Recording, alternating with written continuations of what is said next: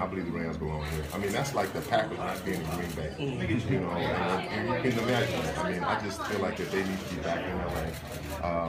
Like I said, I do go to St. Louis to support. Don't get me wrong. You know, a lot of them, they're there. I don't care where they go. I still support them. But what I like them back in Los Angeles, I live here in Los Angeles. A lot of players live here that play for the Los Angeles Rams, even though they're the St. Louis Rams now, but we're still Rams. That's all it comes, you know. That one on the helmet, that's what it's all about.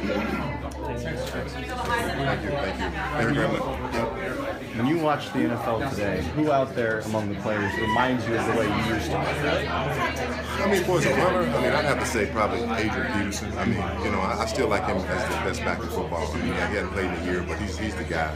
You know, and I think the guy that possibly is going to break that record, he's not even in the league yet, I don't think. And he might not even be born, who knows. But, you know, somebody will break that record one day. And, you know, it's a lot of good backs and some great backs. I don't think it's as many great backs as it was when we played. I mean, it was just a plethora of backs because, you know, it was all about running the football. Now it's all about the quarterback. And, you know, they try to downplay the running back position, but you can't get the running back position. What about Adrian's style reminds you of what you did? Is there anything about the way he runs that is similar to what you did? You know, some of the hard cuts, you know, the full speed cuts, and, you know, being a big guy, you know, I'm a little bigger than him, I'm 6'3", and, you know, he's, I think, about 6'2", 6'1", you know, and for a big guy, you know, it's not as easy as for a little guy, you know, of our style, of our size and stature.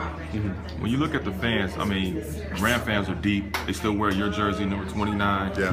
How does that make you feel when you see that still to this day? Man, that is, honestly, it trips me out. I mean, it really does. I won't forget, I was in Vegas a couple of years, like 2 years ago, and me and my buddy was riding, and I looked over and saw a guy wearing my jersey walking down the street. I said, pull over next to him. I said, what's up, man? He said, Eric Dickerson, man. He said, man, I just moved to Vegas, man. I said, man, I said, thanks for wearing that jersey. I mean, really, it makes me proud to feel that people still remember me and wear my jersey. I mean, I think any player should be honored when a fan wears his jersey. When you see the broke LT's record, do you think that maybe he's the guy to get in the NFL and get past your record? Man, you know, I don't know. Like I still say the same thing. I don't know if that guy's born yet.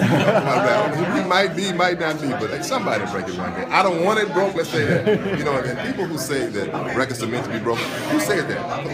Who said that? A person with no records. It wasn't the Miami Dolphins. Those guys pop champagne corks. Do you do that every time your record is secure for another season? No, not at all. I mean, it's not like that for me for a record. I mean, look, if somebody breaks it, I'm happy for them. But do I want them to break it? No, I don't celebrate they don't break it. And when Adrian got close to that record, I called him that night, and I told him, I said, hey, man, I said, congratulations, great season. He said, thanks, Eric. I said, let me ask you a question. I said, don't you have a record, most yards in a single game? He said, yep. I said, you want anybody to break it?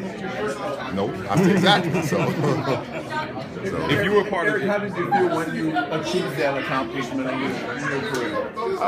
It was a great feeling. I mean, it really was. I think, you know, it happened in my second year. I mean, and sometimes, you know, when it happens when you're young, you have a real appreciation for it, you know, but once you try to do it again and again and you can't seem to get to that plateau, then you have more appreciation for it.